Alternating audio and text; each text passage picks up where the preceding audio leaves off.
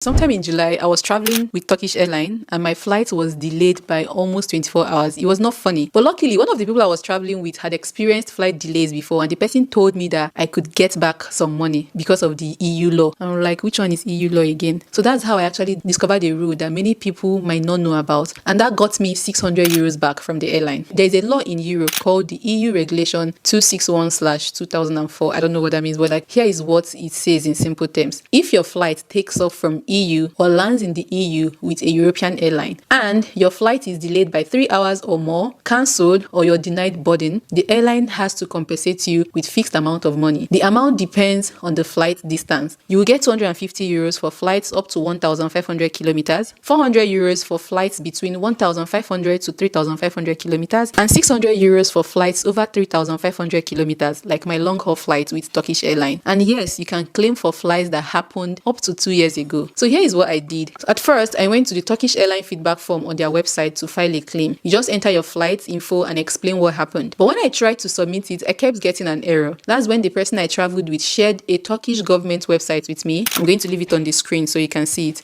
It's an official platform run by the Directorate General of Civil Aviation in Turkey. So basically, it's where you can file complaint about delayed or disrupted flights and they follow it up with the airline. I registered on the website, filled in all my flight details, explained the situation and submitted my claim. And 2 weeks later, I got 600 euros refunded directly from Turkish airline. My flight cost me 960 euros. So imagine getting back 600 euros. That's more than half of my flight price. Now, if you don't want to go through this process and stress yourself, there are companies like AirHelp that will file the claim for you. But the catch is that they will take around 20 to 30% of your compensation as their fees. That's why I decided to do it myself. It took a little effort, but I got my full amount. And you can claim directly with the airline or use your country's aviation complaint site like I did. I used the one for Turkish. Most people don't know that this law exists, and airlines they won't tell you what is your right as a passenger. I hope this information helps someone out there, or you can give it to a friend who has experienced delays at the airport and didn't know about this law. I'll see you in my next video. Bye.